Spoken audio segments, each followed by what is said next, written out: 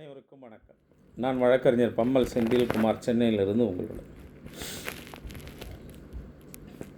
நேத்திக்கு கோயம்புத்தூரில் முந்தாநேத்திக்கு அண்ணாமலை அவர்களின்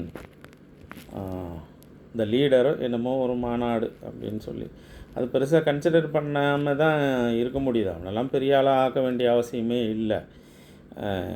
அவனுக்கு அரசியல் என்ன தெரியும், பண்பு என்ன தெரியும், ஒழுக்கம் என்ன தெரியும், அவனுக்கு என்ன பெருசாக.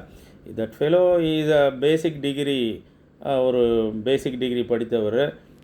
வேலைக்காக ஐபிஎஸ் என்கிற UPSC, union public service commission அப்படின்னு எழுதினவர். அதில் கலெக்டராக அவருக்கு அறிவில்லாதனால, அவருடைய தேர்ச்சி விகிதம் கம்மியாக இருந்தனால அவரை ஐபிஎஸ்ஸாக தான் அவருக்கு கொடுக்குறாங்க. முதல் ப்ரிஃபரன்ஸ் யூபிஎஸ்சியில் நிறைய மார்க்கு, ப்ரிலிமினரி, மெயின் எக்ஸாம், அதுக்கப்புறம் இன்டர்வியூவிலலாம் மார்க்ஸ் எல்லாம் வச்சு பார்க்கும்போது அவர் இன்டர்வியூவில் ரொம்ப மார்க் கம்மி, மெயின் எக்ஸாம் கம்மின்றனால அவருக்கு ஐஏஎஸ் கேடர் கிடைக்கல. அவர் பெரிய அறிவாளிந்து ஐஏஎஸ் ஆகிருக்கலாம். அவர் தான் சொன்னார், நான் இந்த 3 வருடத்தில் 25,000 புக்கும் படித்தேன்னு. 25,000 புக்கு படிக்கணுன்னா 3 வருடத்தில் எப்படி 25,000 புக்கு படிக்க முடியும்? ஆக இந்த பிஜேபியினுடைய வாள்கள், பிஜேபியினுடைய என்ன சொல்கிறது, கைத்தடிகள், இந்த ஆர்எஸ்எஸ்னுடைய பினாமிகள், இவனுங்கெல்லாம் ரொம்ப ஜனங்கக்கிட்ட கருத்துக்களை கொண்டு போய் சேர்க்கணுன்றதில் மட்டும்தான் இருப்பாங்க. அதுக்கப்புறம் அது தப்புன்னு பல பேர் அதை நிரூபிப்பாங்க. அந்த தப்பை அவனுங்க ஏற்றுக்கொள்ள மாட்டார்கள். ஏனென்றால் அவனுங்க ஒரு தவறான ஒரு ஒழுக்கமில்லாத ஒரு திண்ணை படிப்பில் பயின்றவர்கள் அவங்க ஆக்சுவலாக. இதே மற்ற கம்யூனிட்டி, மற்ற அரசியல் கட்சியில் இருக்கிறவங்கள பற்றி ஏதாவது ஒரு விஷயங்கள் தவறாக பேசினா கொஞ்ச நாளில் ஆமாம் நான் தவறாக பேசிட்டேன், அது அந்த டைமில் நான் மறந்துட்டேன், பொய்யா சாரி தவறி பேசிட்டேன், அதுக்கு நான் வாபஸ் வாங்கிக்கிறேன்னு சொல்லுவாங்க. ஆனால் இவனுங்க மட்டும் இந்த பிஜேபி ஆர்எஸ்எஸும் தன் நிலை சொன்னதை பொய்யை என்றைக்கும் அவர்கள் மறுதளித்தது கிடையாது ஆக்சுவலாக. அது மாதிரி தான் இவன் ஐஏஎஸ் இவனுக்கு கிடைக்கல. ஏன்னா இவனுக்கு அந்த டைமில் எக்ஸாம் பொறுத்த வரைக்கும் அவனுக்கு புத்தி கம்மி. ஐஏஎஸை விட அவங்க புத்தி கம்மின்றனால இவனுக்கு ஐபிஎஸ் கொடுத்தாங்க. இவன் ஐபிஎஸ்னுடைய முதல் விஷயமே வெறும் ஏடிஎஸ்பி, எஸ்பி, இப்படி தான் அவனுடைய வேலை. அவன் தன்னுடைய பெரிய ஆளுன்னு என்னமோ காட்டியிருந்தான். ஆக்சுவலாக ஐஏஎஸ் ஐபிஎஸ்ன்றது படிப்பு இல்லை, அது ஒரு வேலை தேடுவதற்கான ஒரு படிப்பு, அவ்வளோதான். ஐஏஎஸ் ஐபிஎஸ்ன்றது ஒரு மனிதனுடைய டிகிரி கிடையாது. அது ஆக்சுவலாக இப்போ பேங்கிங் சர்வீஸ் ஒருத்தன் எழுதணுன்னா +2 முடிச்சிட்டாலும் எழுதலாம், கேடருக்கு ஏற்ற வயசு, டிகிரி முடித்தாலும் எழுதலாம், எம்எஸ்சி பிஹெச்டி முடித்தவங்க கூட பேங்கிங் சர்வீஸ் பிஎஸ்ஆர்பி எழுதலாம், ரயில்வே சர்வீஸ் போர்டில் எக்ஸாம் எழுதலாம். அது மாதிரி எக்ஸாமுக்கு purpose of getting purpose of getting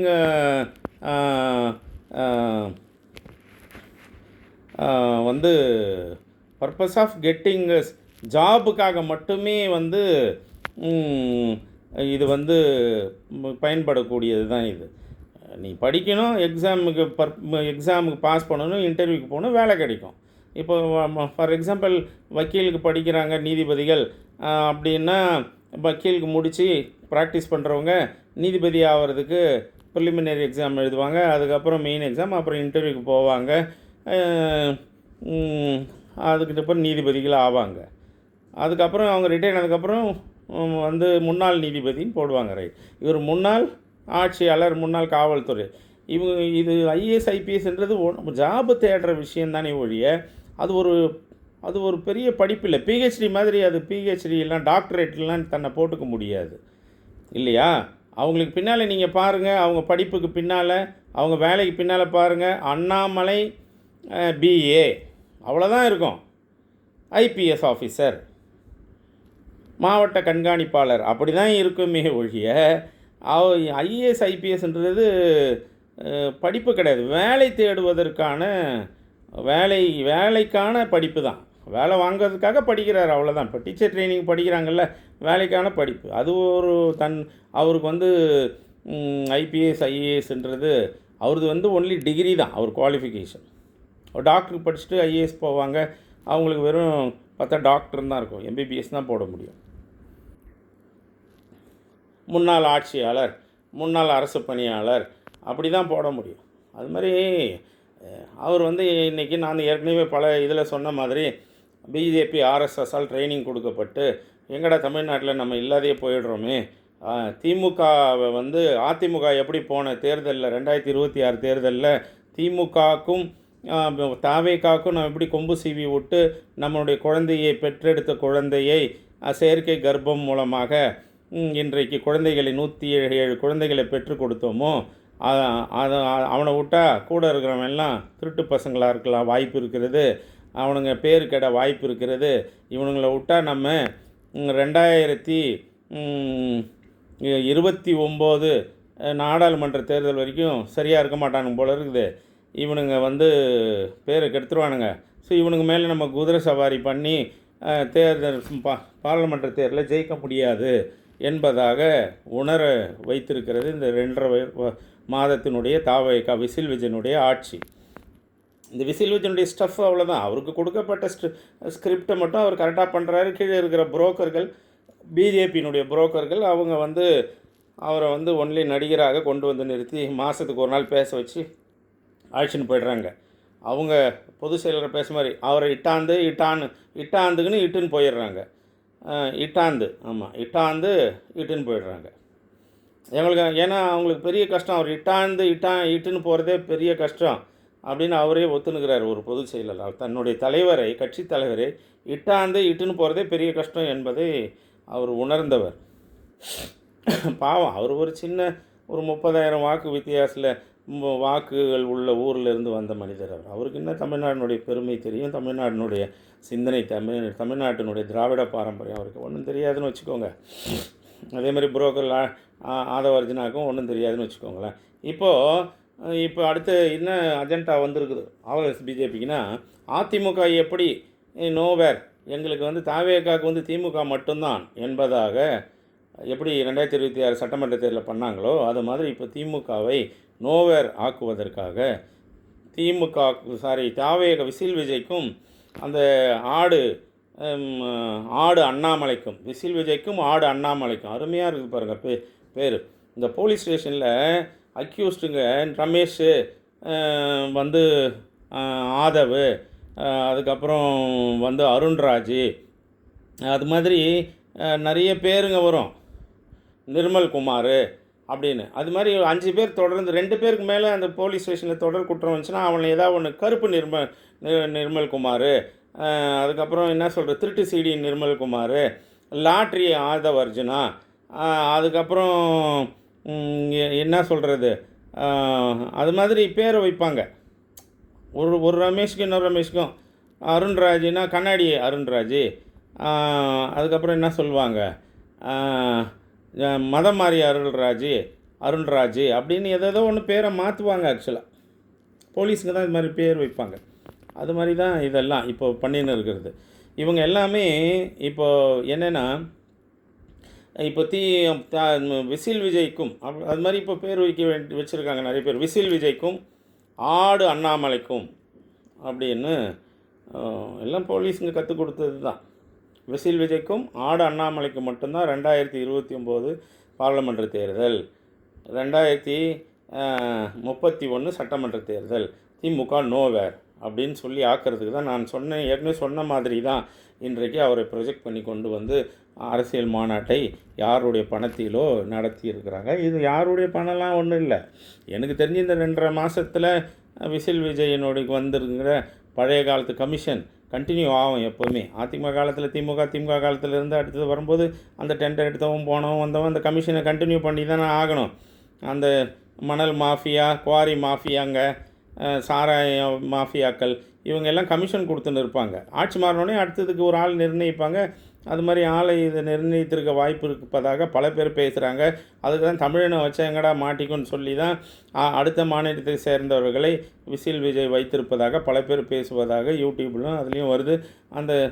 அது மூலயமாக தான் இந்த அண்ணாமலைக்கு பண உதவி செய்யப்பட்டு மாநில மாநாடு நடத்தியிருப்பதாக பல பேர் சொல்கிறாங்க.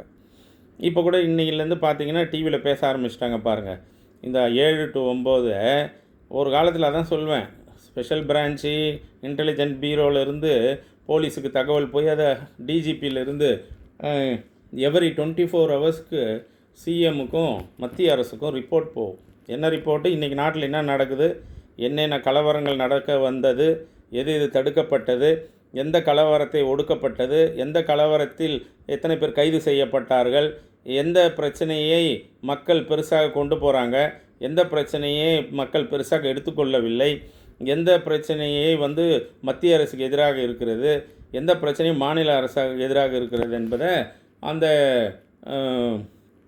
அதுக்கு ஒரு டிஜிபி போட்டு ஒரு ஏற்கனவே டேவிட்சன் ஆசீர்வாதம் என்பவர் தான் அதில் கொஞ்ச நாள் இருந்தார். அதுக்கப்புறம் மாற்றிலாம் இருந்தாங்க திமுக ஆட்சியில். அவங்க சரியாக சொல்லாதனால தான் திமுக இன்றைக்கு சிஎம் வரைக்கும் அன்பு தலைவர் தோக்கிறது கூட வாய்ப்பு.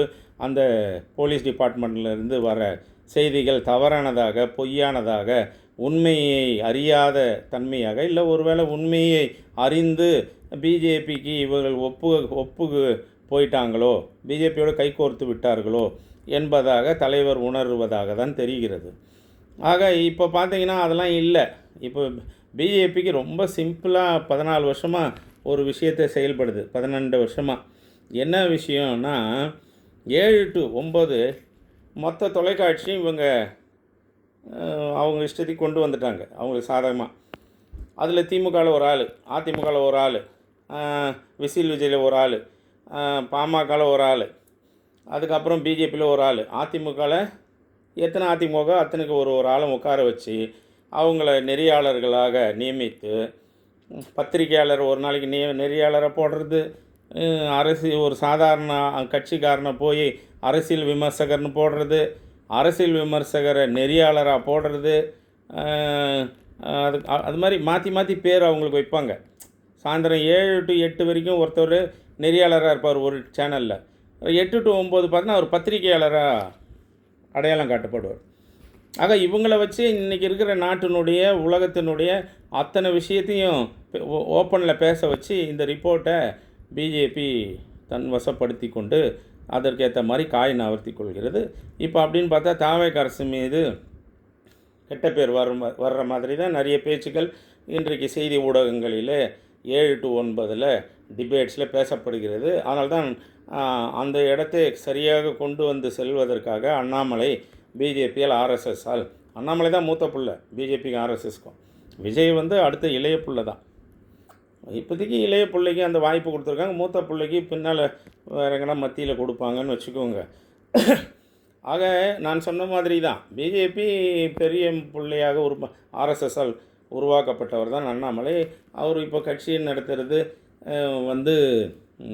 எஞ்சியுள்ள ஆளுங்களை அதிமுக ஆளை கூப்பிடலாமா, திமுக இந்த ஆளுங்களை கூப்பிடலாமா அப்படின்னு சொல்லி அதுக்காக மீந்திருக்கிறவங்கள கூப்பிட்றதுக்காக அவர் மூலயமாக இந்த கட்சி அவரை தலைவராக்கி, அது பெருசாக ஜனங்க மத்தியில் எடுபடலைன்ற மாதிரி தான். ஆமாம், முந்தானத்துலேருந்து அவரை பற்றி பெருசாக பேசிக்கல, வெளி உலகத்தில் பெரிய பரபரப்பான வார்த்தைகள் இல்லை. எனக்கு தெரிஞ்சு அது ஃபெயிலியர் ஆகிடுச்சுன்னு தான். ரைட், அடுத்தது இப்போ என்ன புதுசாக செய்தியாளர்கள் பத்திரிகையாளர்கள் இப்போ பேசுகிறாங்கன்னா, திமுகவை தலைவரிடம் மோடி அவர்கள் தொலைபேசியில் பேசியதாக. என்ன, நீங்கள் குளிர்கால கூட்டத்தொடர் இப்போ அறிவிக்கப்பட இருக்கிறது. அது குளிர்கால கூட்டத்தொடரில் ஆர்எஸ்எஸ்னுடைய பல திட்டங்கள், தாழ்த்தப்பட்ட, பிற்படுத்தப்பட்ட, மிகவும் பிற்படுத்தப்பட்ட இஸ்லாமிய இனத்திற்கு எதிராக, கிறிஸ்தவர்களுக்கு எதிராக பல பில்களை கொண்டு வர்றதுக்காக தயாராக வச்சுட்டுருக்காங்க. அதில் திமுகவை நான் விசில் விஜயை நான் அரசியல் விட்டு நீக்கி விடுகிறேன், சிபிஐ கேஸ்லாம் எங்ககிட்ட தானே இருக்குது, அதே மாதிரி இந்த 5 ஏடிஎம்கேலேருந்து வந்தவங்களுக்கு இடைத்தேர்தல் நடத்தாமல் இருக்கிறோம், நீங்கள் திமுக கூட்டணியில் இருக்கிறவங்கள விட்ரா பண்ண வச்சிட்டிங்கன்னா எப்படி இன்னும் ஒரு 3 மாதம் வரைக்கும் நம்பிக்கையில்லா தீர்மானம் கொண்டு வர முடியாது. கரெக்டாக அந்த எட்ஜில் ஒரு நம்பிக்கையில்லா தீர்மானம் 6 மாதம் முடியும் போது கொண்டு வந்தால் கூட்டணி தலைவர்களை நீங்கள் விட்ரா பண்ணிட்டீங்கன்னா விசில் விஜயை ஆட்சியிலேருந்து இறக்கிடலாம் அப்படின்னு சொல்லி திமுக தலைவருக்கு உறுதியளிக்கப்பட்டதாக தெரிய வருகிறது. இப்போதைக்கு திமுக தலைவருக்கும் தோற்று போன மாவட்ட செயலாளர்களுக்கும் முன்னாள் அமைச்சர்களுக்கும் திமுகனுடைய அமைச்சர்களுக்கும் எது இருக்குதோ இல்லையோ விசில் விஜய் ஆட்சியை விட்டு போகணும், அதனால் நம்ம எதில் வேணால் போகலாம், எதை வேணால் விட்டு கொடுக்கலாம் அப்படின்ற நிலைமைக்கு இன்றைக்கு ஏக்நாத் ஷிண்டே மூலமாக பிஜேபி, ஆர்எஸ்எஸும் திமுகனுடைய ஏக்நாத் ஷிண்டேக்கள் மூலியமாக தலைவரை இன்றைக்கு அப்ரோச் பண்ணப்பட்டு அவர் மூளையை கழுவுவதாக செய்தி வருகிறது. இங்கே அப்படி தான், எனக்கு ஒரு கண்ணு போனாலும் பரவாயில்ல, எதிரிக்கு 2 கண்ணு போகணும் அப்படி என்பதாக திமுக தலைவர் இதை செய்ய நினைத்து விட்டால் நிச்சயமாக அந்த பில்லு அத்தனையுமே தமிழ்நாட்டுக்கும் தென்னிந்தியாவுக்கும் எதிரான பில்களாக தான் பார்லிமெண்ட்டில் நிறைவேற்றப்பட இருக்கிறது. எப்படி இது நிறைவேற்றப்படும் அப்படின்னு ஒரு சின்ன கிளாரிஃபிகேஷன்னா, எப்படி அது அப்படின்னு திமுக சார்பாக இருக்கிற எம்பிக்கள் அந்த பார்லிமெண்ட்டுக்கு அன்றைக்கி வராமல் இருந்தால் போதும், ஆப்சண்ட் காட்டிட்டா போதும், மீதி 3/2 பங்கை வச்சு நாங்கள் நிரூபிச்சுக்கிறோம் அப்படி என்பதாக சொல்ல வாய்ப்பு இருக்குதுன்னு நான் நினைக்கிறேன்.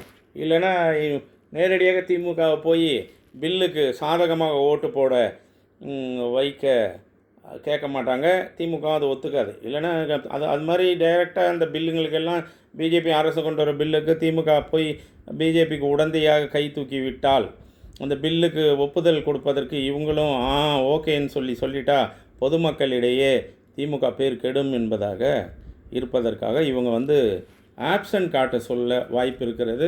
அதில் தலைவர் ஆப்சன்ட் எலெக்ஷன் டைம்லேயே ஆப்சன்ட் காட்டாமல் போய் டீலிமிட்டேஷன் பில்லு பண்ணனால தான் நமக்கு இவிஎம் நம்மளை தோற்கடித்திருப்பதாக நான் நினைக்கிறேன். அது உண்மை, அது ஆக்சுவலாக உண்மை. பிஜேபி ஆர்எஸ்எஸ்ஸுக்கும் தேர்தல் கமிஷனுக்கும் அது தெரியும், திராவிட முன்னேற்ற கழக தலைவருக்கும் தெரியும். ஆக்சுவலி அந்த பில்லு பாஸ் ஆக போனதுலேருந்து அவருடைய முகம் சரியில்லை. நான் தான் சொல்கிறேனே, தேர்தல் பிரச்சாரத்தில் அவர் டல் ஆகிட்டார் ஆக்சுவலாக. ஏன்னா அவருக்கு தெரியும், இந்த பில்லு நம்ம பாஸ் பண்ண வச்சுருந்தா தைரியமாக சிரிச்சு நின்றுருப்பார், ஜெயிச்சிருப்போம் அப்படின்னு. பெரிய மூத்த தலைவர் இல்லையா, கலைஞருடைய மகன் இல்லையா, அதனால் அவருக்கு அது தெரியும். அவர் தன் கொள்கையில் அண்ணாவின் பேரனாக, கலைஞரின் மகனாக அவர் வளர்ந்தவர். அதனால் அவர் நிச்சயம் கொள்கை விட்டு கொடுக்காம டீலிமிட்டேஷன் பில்லை ஃபெயிலியர் ஆக்கிறதுக்கு திமுக தலைவரும் ஒரு காரணம். அவர் இந்திய கூட்டணியில் இருக்கிற யூபியினுடைய முலாயம் சிங் யாதவனுடைய சன்னு, பீகார் லல்லு பிரசாத் யாதவனுடைய சன்னு, இவங்களெல்லாம் வச்சு பில்லுக்கு எதிராக தோற்கடித்து வைத்தார். அதற்குள்ள இப்போ என்ன ஒரு விஷயம் அப்படின்னு நம்ம பேச வேண்டியது இருக்குதுன்னா, நீங்கள் ஆப்சண்ட் ஆகிடுங்க, நாங்கள் பில் பாஸ் பண்ணிக்கிறோம் அப்படின்னு சொல்ல வேண்டியதாக அவங்க ஒரு நிர்பந்தம் நமக்கு கொடுப்பாங்கன்னு நினைக்கிறேன். அது மூலியமாக விசில் விஜயை நாங்கள் ஆட்சியிலேருந்து வெளியேற்றுகிறோம் அப்படின்னு சொல்லி நம்மளை ஆப்சண்ட் பண்ண வைக்கலாம். அப்படி இருக்க ஒரு வாய்ப்பு இருக்குது. அப்படி வச்சாங்கன்னா நம்ம பேர் கெடும். அப்படி வச்சு பில்லுங்கள் பாஸ் பண்ணால் நம்ம துரோகி என்பதை அண்ணாமலை வச்சு பேச ஆரம்பித்து விடுவாங்க. ஏன்னா அண்ணாமலைக்கு தோண்டி தாம்பு கவுர் இல்லாத ஒரு ஓட்டப்பானை. அவனுக்கு தோண்டி தாம்பு கவுர் கிராமத்தில் சொல்லுவாங்கள்ல, அவன் ஒரு ஆளுங்க, அவன் ஒரு தோண்டி தாம்பு கவுர் இல்லாத பையன், அவனுக்கு என்னங்க மானம் சூடு சோறுனா அவனுக்கு என்னங்க நியாயம் தர்மம்லாம் இருக்க போகுது அப்படின்னு. இந்த விசில் விஜய்க்கு அது மாதிரி தான், தோண்டி தாம்பு கவுர் இல்லாத ஆள். அதே மாதிரி தான் ஆடு அண்ணாமலையும் தோண்டி தாம்பு கவுர் இல்லாத ஓட்டப்பானைங்க. இந்த ஓட்டப்பானைங்க ரெண்டும் நம்மளை பற்றி பேச ஆரம்பிக்கும். பிஜேபி அதோடு தன்னை ஒதுங்கி கொள்ளும். எப்படி பன்னீர்செல்வத்தை நான் உனக்கு செய்கிறேன்னு சொல்லி அவரை ஜெயலலிதா னுடைய சமாதியில் இந்த நீதி கேட்டு பயணத்தை தொடங்க வச்சு ஏடிஎம்கே 2ஆக உடைத்து பிஜேபி அவரை வைத்து எடப்பாடியை கடவாளத்தை கையில் வைத்து கொண்டு இருந்ததா, அதுக்கப்புறம் அதே ஓபிஎஸ்ஐ நீ கைவிட்ட மாதிரி திமுகவை நம்ப வைத்து கைவிட பல உதாரணங்கள் இந்தியாவில் பிஜேபி ஆர்எஸ்எஸ் செய்த அந்த நம்பிக்கை துரோகத்துக்கு இருக்குது. இதை தமிழின தலைவர் நம்ப மாட்டார்னு நினைக்கிறேன். ஆக கடைசி நேரம் வரைக்கும் நான் சொல்கிறது, தயவு செஞ்சு திமுகவில் இருக்கிற அத்தனை முதல்கட்ட தலைவர்கள், 2ஆம் கட்ட தலைவரிடம் சொல்லுங்கள், நிச்சயமாக இந்த பில்லு பாஸ் பண்ண விடாதீங்க. அதுக்கப்புறம் விசில் விஜய் தலைமையில் ஏறி பார்லிமெண்ட்டில் ஜெயிக்கிறாப்பில்லிங்களா, இல்லை அண்ணாமலை தலைமையில் ஏறி பார்லிமெண்ட்டை ஜெயிச்சுக்கிறாங்களோ அது அவங்க இஷ்டம். அது 2029 நடந்துட்டு போகுது. அது வரைக்கும் திராவிட முன்னேற்ற கழகம் நமக்கு ஒரு கண்ணு போனாலும் பரவாயில்ல, விசில் விஜய்க்கு 2 கண்ணு போகணும் அப்படின்னு என்பதாக நினைத்து விட்டால் நிச்சயமாக நம்ம எடப்பாடி ஓபிஎஸ் மாதிரி தான் நம்ம இந்த பொதுமக்களிடையே கொண்டு செல்லப்பட்டு 2029 திமுக ஒரு வெகுஜன விரோதியாக அடையாளம் காட்டப்படுவதற்கு நம்மளை இன்றைக்கு நம்மக்கிட்ட இருக்கிற ஏக்நாத் ஷிண்டேக்கள் மூலமாக தலைவரையும் தம்பி உதயநிதியினுடைய மூளைகளும் கழுவப்படுவதாக செய்திகள் வருது. தயவு செய்து இதை என்னுடைய கட்சியினுடைய அடிமட்ட தொண்டனாக நான் இதை தயவு செஞ்சு கேட்டுக்கொள்கிறேன். உங்களுக்கு அறிவுரை சொல்ல ஆட்கள் இருக்கிறாங்க. நீங்களே எல்லா விஷயமும் தெரிந்த ஒரு பெரிய கழகத் தலைவர். பிஜேபி கிட்ட எந்த நேரத்திலும் நம்ம அவங்களுடைய பேச்சுக்கு உடன்படாதீர்கள் என்பது என்னுடைய கோரிக்கையாக வைத்து, நிச்சயமாக இந்த விசில் விஜய் ஆட்சியை அவங்க நினச்சா கவுக்கலாம். நினச்சா அவ்வளோ எவிடன்ஸ் அவங்கக்கிட்ட இருக்குது. சிபிஐயும் அவங்கக்கிட்ட தான் இருக்குது. அவங்க நினச்சா சிபிஐயில் கரூரினுடைய இந்த சம்பவத்திற்கு கொலைகாரனாக விசில் விஜய் லேட்டாக வந்தது தான், அந்த நெருக்கடியை உண்டாக்குனது அவங்க தான். போலீஸ் சொல்லியும் அவங்க கேட்கல. ஆல்ரெடி அந்த சம்பவம் நடந்த மறுநாள் உள்துறை சீஃப் செக்ரட்டரி அந்த அம்மா அமுதா ஐஏஎஸ் அவர்களும் அந்த போலீஸினுடைய டிஜிபி டேவிட்சன் ஆசீர்வாதம் அவர்களும் சொன்ன மாதிரி நாங்கள் போலீஸ் தடுத்து தான் நிறுத்தினாங்க. அவருக்கு 850 மீட்டருக்கு முன்னாலே நிறுத்தினாங்க. ஆனால் அது மீறி அவர் உள்ளே வந்துட்டார் அப்படின்னு தான் சொல்லி அவங்க அன்றைக்கி நடந்தது உண்மையை சொல்லியிருக்காங்க.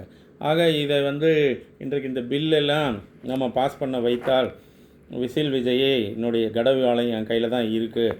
அவனை நான் எப்படி நாங்கள் ஆட்சியை கலைக்கிறோம் பாருங்கள், நீங்கள் ஹாப்பியாக இருங்க, அந்த ஆட்சியை கலைச்சா மட்டும் போதும் அப்படின்னு நீங்கள் நினச்சிங்கன்னா நீங்கள் பில்லுக்கு நீங்கள் அன்றைக்கி வராதிங்க, பார்லிமெண்ட்டத்தில் ஆப்சன்ட் காட்டிடுங்க அப்படின்ற ஒரு ஆசையை இன்றைக்கு ஆர்எஸ்எஸ் பிஜேபியும் பலர் மூலமாக நமக்கு திணிக்க வாய்ப்பு இருக்கிறது. தயவு செஞ்சு அதில் நம்ம உடன்படாதீர்கள் என்பதை தான் அடிப்படை திமுக தொண்டனாக உங்களிடம் கேட்டுக்கொள்கிறேன். விசில் விஜயை வைத்து கொண்டு தான் இவங்க ஆட்டம் வரும்.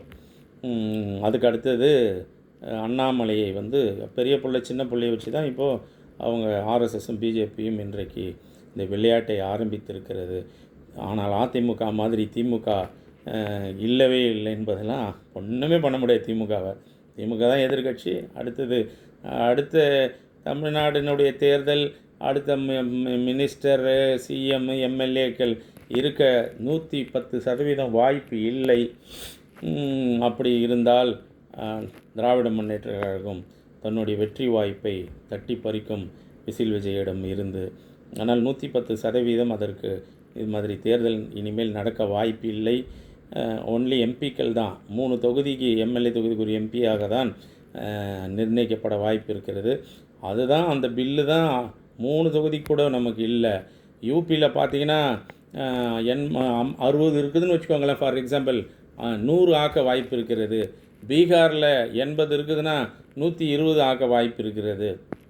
ஆனால் மொத்த ஓட்டையும் அவங்க இனிமேல் தேர்தலில் பிஜேபியும் ஆர்எஸ்எஸும் நார்த் இந்தியா மூலயமாகவே ஓட்டுகளை பெற்றுக்கொண்டு அவங்க ஜெயிக்க வாய்ப்பு இருக்கிறது. நம்ம சவுத் இந்தியா அவங்க நம்ம தேவையே இல்லை.